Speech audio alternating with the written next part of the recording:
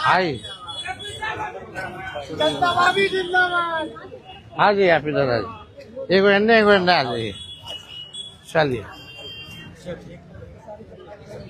सभी हमारे मीडिया के साथी, आप सब लोगों को जो है आनंद फानंद में बुलाया गया और बड़ी खुशी की बात है कि आज हम लोगों के बीच जाने माने बिहार नहीं बल्कि देश में लोग इनको पहचानते हैं, जानते हैं। बड़े कलाकार हैं और बड़े कलाकार होने के साथ साथ एक बड़े अच्छे इंसान हैं और समाज सेवी भी हैं। तो आज आप सब लोगों को हम बताते हैं, प्रदेश अध्यक्ष जी के नेतृत्व में, अब्दुल बारी सिद्दीकी साहब जी के नेतृत्व में, पाटलिपुत्रा सांसद मिशा जी भी यहाँ हैं, लालू जी राष्ट्रीय अध्यक्ष जी से इन्होंने आशीर्वाद लिया है और ये आज पार्टी जो है ज्वाइन कर रहे हैं और साथ में हम लोगों की भाभी भी यहाँ उपस्थित है, ये भी पार्टी की सदस्यता जो है ले रहे हैं। और बाकी हम चाहेंगे कि खेसारी जी जो है आप लोगों के समक्ष जो है अपनी बात को रखें। सबसे पहले तो आप सबको दिल से धन्यवाद और ढेर सारी शुभकामना, और भैया को और हमारी दीदी को, अध्यक्ष साहब, हमारे अब्दुल बारी सिद्दीकी चाचा जी, तो सबका प्यार और हमारे सबसे हमारे अभी भी यहाँ हैं जो कि हम लोगों के बड़े भाई हैं, उन्हीं के जीजा हैं, तो हमारे भी जीजा ही हुए। और हमारे चाचा मैंने उनका प्यार मैं ही नहीं बल्कि शुरू से एक विचारधारा में रहा हूँ, मैं उस परिवार का हिस्सा रहा हूँ और कोशिश भी यही रहती है कि इस परिवार का हिस्सा बन के मैं जैसे उन्होंने पूरी दुनिया को एक करके हमारी ताकत बने, उसी तरह हम पूरी दुनिया को एक ताकत की तरफ ले जाएं और अपनी पावर, अपनी क्षमता से, अपने हुनर से, अपने विचारधारा से दुनिया को एक अलग दिशा दें। जो चीज़ें हमारे बीच में अभी तक हम अधूरे हैं, मैं हमेशा कोशिश यही रहा है कि जिस तरह मैं मुंबई शहर में रह के अपने बच्चों का परवरिश कर रहा हूँ, अच्छे स्कूल दे रहा हूँ, अच्छे अस्पताल दे रहा हूँ, उसी तरह हमारे बिहार के बच्चों का भी भविष्य हमारे बच्चों की तरह तय हो और हमारे बच्चों को बाहर गांव ना जाना पड़े। और उस विचारधारा में हमेशा भैया आगे रहे हैं और आप लोगों ने 17 महीने में इनका कारनामा देख ही लिया था।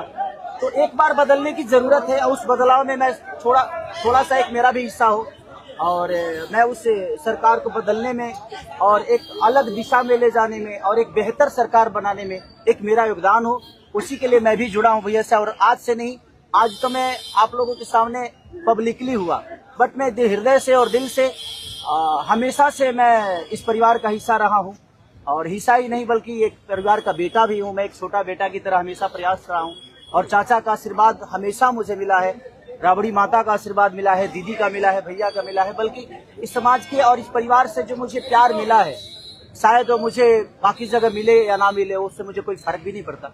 बट मैं हमेशा प्रयास करता हूँ कि एक बेहतर दिशा में जो चीजें चल रही है, आज आप सब लोग बदलाव चाहते हैं, मैं ही नहीं, मुझे लगता है कि पूरा बिहार बदलाव चाहता है और उस बदलाव में एक मेरा भी योगदान हो, इसीलिए इस बदलाव के साथ मैं भी जुड़ना है।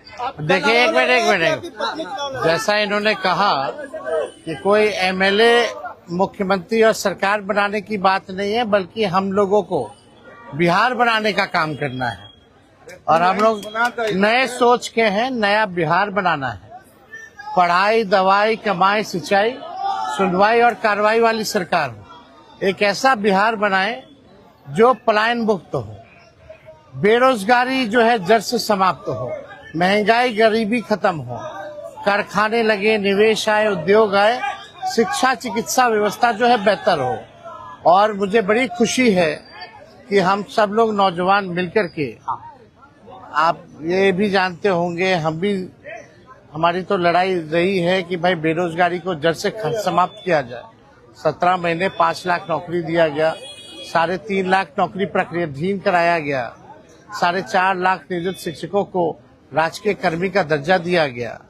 अब मेरा, हम लोगों का एक सपना है कि बिहार से बेरोजगारी खत्म हो और हमने जैसा आप सब लोगों के सामने कहा है कि हमारा संकल्प है, हमारा प्रण है और हमने लोगों से वादा किया है और हमने पहले भी कहा है, तेजस्वी की उम्र कच्ची हो सकती है पर जुबान पक्की है।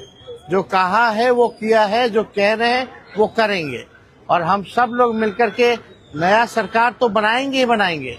और 14 नवंबर के बाद से हम आपको बता दें कि 20 दिनों के अंदर एक कानून बनाया जाएगा और वो कानून ये होगा जो हमने पहले भी कहा था, जिस परिवार में सरकारी नौकरी नहीं है बिहार में, उस परिवार को एक सरकारी नौकरी हम लोग दिलाने का काम करेंगे।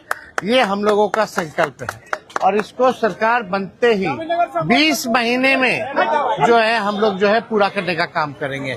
तो कोई सवाल है तो पूछ सकते हैं। जी, कल आपने कहा कि अभी तक चुनाव लड़ने की बात नहीं हुई है, हमारी पत्नी नहीं बोली है।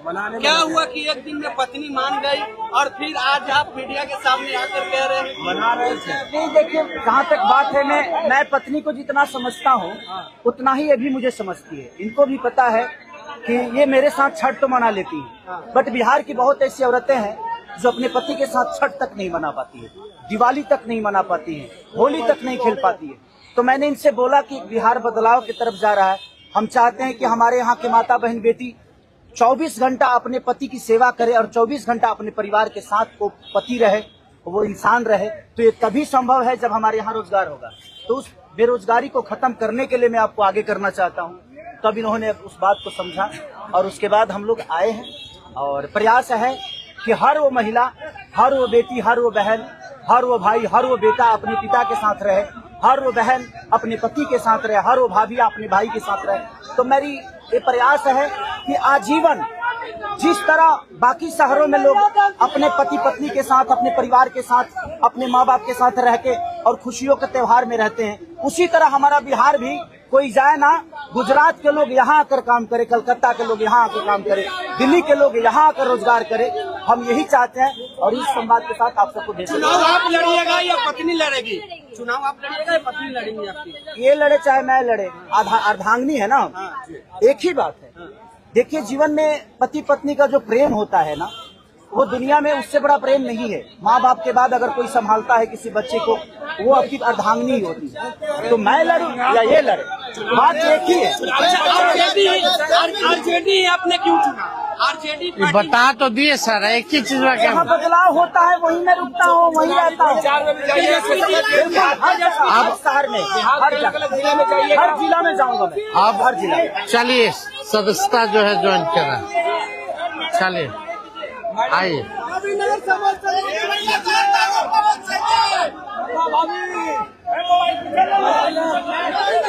चलिए बहुत शुक्रिया, चलिए शुक्रिया।